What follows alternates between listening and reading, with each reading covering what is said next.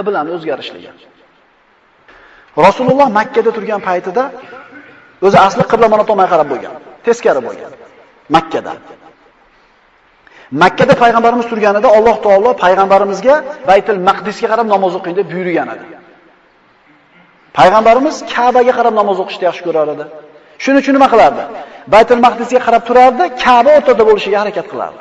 Ya'ni Ka'bani orqa tomoniga shunday turardiki, oldida ham Ka'batulloh, ham uning orqasida Baytul Maqdis bo'lardi. Endi Madinaga ko'chib borganidan keyin Ka'ba janubda qolib ketdi. Baytul Maqdis shimolda. Rasululloh namozga tursa, Ka'ba qayerda bo'lib qolyapti? Shunda payg'ambarimiz alayhisolatu vassalam osmonga qarab qo'yardi namozda yoki ko'chada. Rasululloh osmonga qarab qo'yardi. Ya'ni qibla Baytullohga, Makkaga burib berilsa edi degan rag'bat bor edi. Hali payg'ambarimiz duo qilmadi. Payg'ambarimiz Madinaga ko'chib borib 16 yoki 17 oy yashaganlaridan keyin Ibn Kasir keltiradi, Banu Salama yeridagi masjidda peshin yoki asr namozi deyiladi. 4 rakatli namozni ikkinchi rakatda turganida Alloh taolodan yuzingizni Masjidil Haromga buring degan oyat nozil bo'ldi. Shunda payg'ambarimiz sollallohu alayhi vasallam orqasida turgan Ka'batullohga yuzini burib, 2 rakat namozda Baytul Maqdisga qarab boshlab, 2 rakatini, qolgan 2 rakatini Masjidil Haromga qarab tugatdi. Mana shunday qilib qibla o'zgardi. Astagfirullah. Qad nara taqalluba wajhika fis sama, falanuwalliyannaka qiblatan tardaha, fawalli wajhaka shatral masjidil harom. Alloh taolo aytdi, goho yuzingiz samoda kezganini ko'ramiz. Bas, albatta biz sizni o'zingiz rozi bo'lgan qiblaga buramiz. Yuzingizni Masjidil Harom, Makka tomoniga buring. Mana shu oyat bilan Ka'ba siz bilan biz uchun qibla bo'ldi.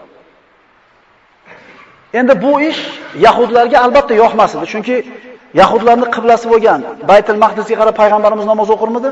Shu bilan faxrlanishar edi. Endi Baytullohga burilib qolgandan keyin yahudlar nima bu? Bu dinmi, bu o'yinmi bu? Xolasi qiblasini u yoqqa buradi, xolasi bu yoqqa buradi deb shunday bir gap tarqatganida Alloh taolo keyingi oyatlarni nozil qildi. Odamlardan aqlsizlari ular musulmonlarni ilgari qaragan qiblalaridan qanday narsa yuz o'girtirdi deydilar. Ayting, mashriq ham, mag'rib ham Allohnikidir. U o'zi xohlagan kishilarni haq yo'lga hidoyat qiladi. Alloh taolo aytadi, yuzlaringizni mashriq va mag'rib tomoniga buraverishingiz yaxshilik emas, balki Allohga, oxirat kuniga, farishtalarga, kitoblarga iymon keltirishlik. Mana shu yilda 2-yili, hijratning 2-yili Sha'ban oyida, Ramazon oyida roza tutishlik farzligi haqida oyat nozil bo'ldi. Astagfirullah. Ya ayyuhallazina amanu kutiba alaykumus siyamu kama kutiba alal ladina min qablikum la'allakum tattaqun. Ey mu'minlar, taqvoli kishilar bo'lishingiz uchun sizlardan ilgari o'tganlarga farz qilingani kabi sizlarga ham sanoqli kunlarda roza tutish farz qilindi. Bu ishlar Badr g'azotigacha bo'lgan ishlar edi.